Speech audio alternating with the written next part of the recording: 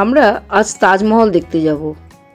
আগ্রা ভ্রমণের প্রথম পর্বে আমরা ফতেপুর সিক্রি দেখিয়েছি, লিঙ্ক ডেসক্রিপশন বক্সে দেওয়া আছে, না দেখে থাকলে দেখে নিতে পারেন। আগ্রা ফোর্ট স্টেশনের খুব কাছেই এই তাজমহল। সুতরাং আপনারা যারা বিশ্বের এই সপ্তম আশ্চর্য নিজের চোখে দেখে অনুভব করতে চান, তারা কলকাতা বা যে কোনো জায়গা থেকে আগ্রা ফোর্ট স্টেশনে চলে আসতে পারেন। এবং নিয়ারবাই হোটেলস প্রচুর আছে তাজগঞ্জের ফতেহাবাদ রোডে। এছাড়া আগ্রাতে আসার আরও অনেক অপশান খোলা আছে। অনেকেই এটা দিল্লি ট্যুরের সাথে কম্বাইন করে দিল্লি থেকেও আসেন। সুতরাং সত্যি কথা বলতে কি, ভ্রমণ পিপাসু বাঙালির বেড়ানোর কোথাও যাবার জন্য অপশান খুঁজে নিতে সময় লাগে না। তাই এখানে আসার জন্য পথের বিবরণ দিয়ে ভিডিওটি বড় করতে চাই না। আমরা এসেছিলাম আগ্রা ফোর্ট স্টেশন দিয়েই।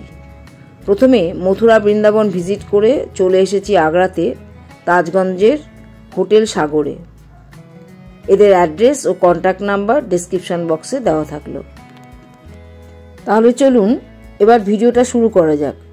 শুরু করার আগে আমার বন্ধুবর্গ সবাইকে আমাদের চ্যানেল মেঘনা ওয়ান্ডার্সের পক্ষ থেকে স্বাগত জানাই। আর সেই সঙ্গে ভিডিওটি স্কিপ না করে আমাদের সঙ্গে থাকার অনুরোধ জানাই। ভিডিওটা ভালো লেগে থাকলে লাইক, শেয়ার ও কমেন্ট করবেন। আর চ্যানেলটিতে নতুন হয়ে থাকলে সাবস্ক্রাইব করে আমাদের সাপোর্ট করবেন।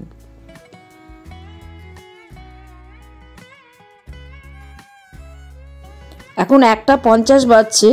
আমরা ফতেপুর সিক্রি দেখা শেষ করে বাসে উঠে পড়লাম ঈদগাহ বাস স্ট্যান্ডে যাওয়ার জন্য। আমরা এখন বাসে করে ফিরছি ফতেপুর সিক্রি থেকে আগ্রার দিকে।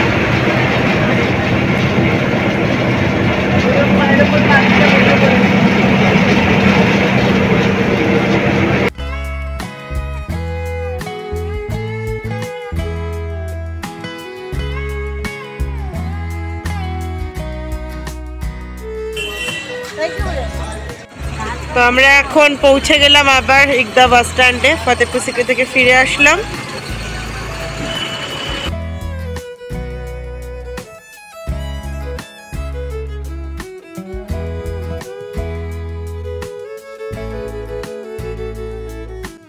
এতক্ষণ ফতেপুর সিক্রিতে ঘোরাঘুরি করে ন্যাচারালি সবারই খুব খিদে পেয়েছে। তো সদরবাজারে এই মামা ফ্র্যাঙ্কি থেকে লাঞ্চ সেরে নিয়ে তারপর তাজমহলের দিকে এগোবো।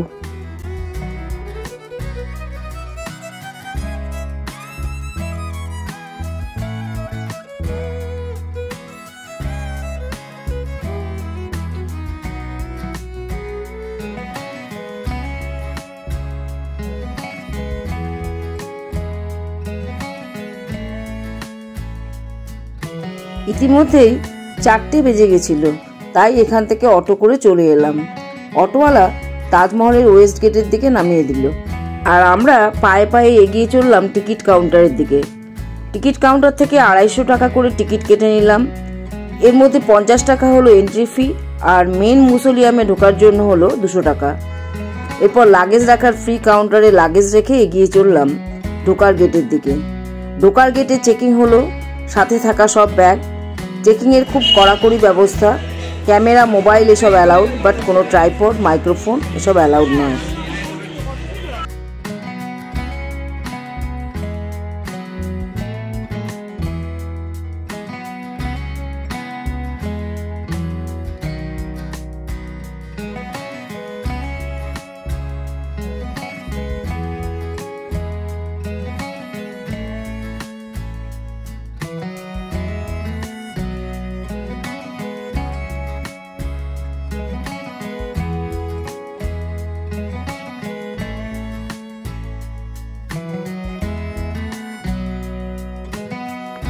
আমরা এখন মেন গেট অর্থাৎ রয়্যাল গেটের সামনে চলে এসেছি। এই গেটটি লাল মার্বেল পাথর দিয়ে তৈরি। এর ভিতরের কারুকাজ অত্যন্ত সুন্দর। এই গেট দিয়ে একটু এগোলেই দেখতে পাওয়া যায় সম্রাট জাহাঙ্গীরের অমর সৃষ্টি তাজমহলকে। প্রিয়তমা বেগম মুমতাজ মহলের স্মৃতিতে সম্রাট শাহজাহান নির্মাণ করেছিলেন এই শ্বেত পাথরের অপূর্ব সুন্দর স্মৃতিসৌধ, যা ভারতবর্ষকে বিশ্বের দরবারে পৌঁছে দিয়েছে। এই সৌন্দর্যকে কোনো ভাষা দিয়েই প্রকাশ করলেও যেন সম্পূর্ণ হয় না। এই সৌন্দর্যকে খালি নিজের চোখে দেখে অনুভব করতে হয়। সম্রাট শাহজাহান অত্যন্ত সমৃদ্ধশালী সম্রাট ছিলেন। তার তৃতীয় স্ত্রী মুমতাজ মহলের মৃত্যুতে তিনি প্রচণ্ড শোকাহত হয়ে পড়েন। মুমতাজ মহল তখন তাদের চতুর্দশ কন্যা সন্তান গৌহর বেগমের জন্ম দিতে গিয়ে মৃত্যুবরণ করেছিলেন। তাজমহলের নির্মাণ কাজ মুমতাজের মৃত্যুর পর 1631 সালে শুরু হয়। মূল সমাধিটি সম্পূর্ণ হয় 1648 খ্রিস্টাব্দে এবং চারদিকের ইমারত এবং বাগান আরও 5 বছর অর্থাৎ 1653 খ্রিস্টাব্দে সম্পন্ন হয়।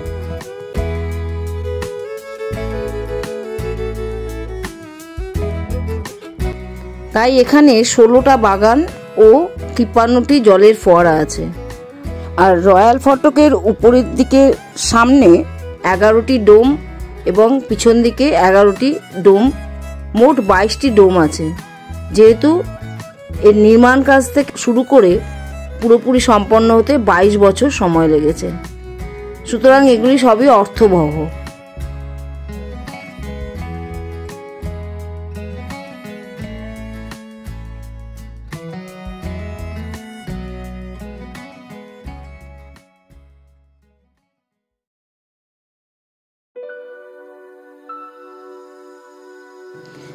আমরা এখন রাস্তার দুই দিকে বাগান ও জলের ফোয়ারাকে রেখে মেন মিউজিয়ামের প্রবেশের জন্য সামনের দিকে এগিয়ে চললাম।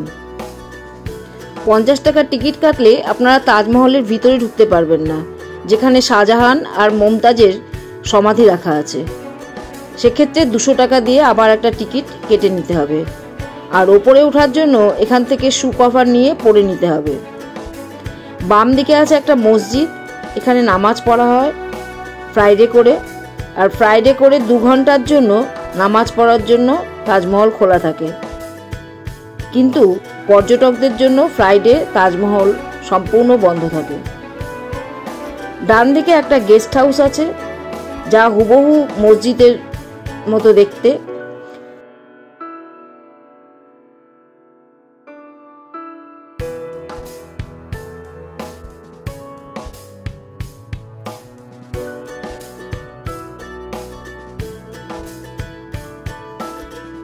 তাজমহল নির্মাণ করা হয়েছে পাঞ্জাব থেকে আনা স্বচ্ছ শ্বেত পাথর দিয়ে, আর নীলমণি, লালমণি ইত্যাদি যে সমস্ত রঙিন পাথর দিয়ে সুন্দর কারুকাজ দেখতে পাওয়া যায়, সেগুলো চীন, তিব্বত, শ্রীলঙ্কা এসব দেশ থেকে আনা হয়েছিল।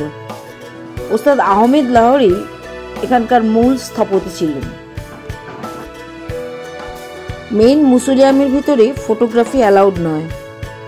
ভিতরে সেন্টারে আছে মুমতাজের সমাধি। আর 1666 সালে শাহজাহান মারা গেলে এখানেই মুমতাজের সমাধির পাশেই তাকে সমাধিস্থ করা হয়। এছাড়া ভেতরেও আছে বাইরের মতোই পাথরের গায়ে গায়ে সমস্ত সুন্দর সুন্দর কারুকাজ করা। এই পাথরগুলোতে টর্চ দিয়ে আলো ফেললে চকমক করে জ্বলতে দেখা যায়। চারপাশে যে 4টি মিনার আছে, সেগুলো এমনভাবে তৈরি করা আছে যে এগুলো যদি ভেঙেও পড়ে তাহলেও তাজমহলের কোনো ক্ষতি হবে না। 1983 সালে ইউনেস্কো এটিকে ওয়ার্ল্ড হেরিটেজের তালিকাভুক্ত করেন। মিউজিয়ামের বাইরে এসে তাজমহলের পিছন দিক থেকে যমুনা নদীকে বয়ে যেতে দেখা যায়।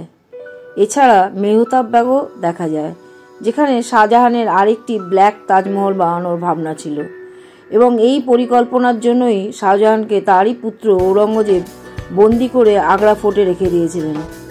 শাহজাহানের জীবনকালের শেষ 8 বছর তাকে বন্দি জীবনই কাটাতে হয়েছিল। এয়ার পলিউশনের কারণে বর্তমানে তাজমহলের কিছু কিছু জায়গায় তার জৌলুস হারিয়েছে। অ্যাসিড রেনই এই স্টোন ক্যান্সার তৈরি করেছে। সুতরাং এই ভালোবাসার সৌধের উজ্জ্বলতাকে টিকিয়ে রাখার দায় আমার, আপনার সকলের। আমাদের সকলকেই সচেতন হতে হবে এয়ার পলিউশনকে কমানোর জন্য। কাকিমা সানগ্লাস পরে ফটো তোলার খুব ইচ্ছা। তাহলে সন্ধ্যে 6টার সময় কাকিমা সানগ্লাস পরেছে, আবার হাসছে সানগ্লাস পরে। এখন ফটো তোলা হবে। একটু অন্ধকার হলেও সানগ্লাস পরতো, এখন তো ওর লাইটটা একটুখানি আলছে অল্প অল্প। সব মিলিয়ে আজ তাজমহল ভিজিট আমাদের কাছে ছিল একটা অপূর্ব ভালো লাগার অনুভূতি।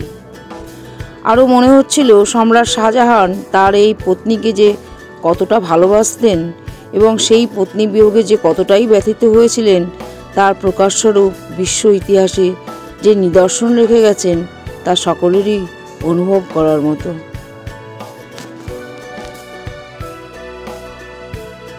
তো আজকের ভিডিওটা এই পর্যন্তই ছিল। ফিরে আসছি আগ্রা ফোর্টের ভিডিও নিয়ে। ততদিন পর্যন্ত সবাই সুস্থ থাকবেন, ভালো থাকবেন, আনন্দে থাকবেন। নমস্কার, ধন্যবাদ।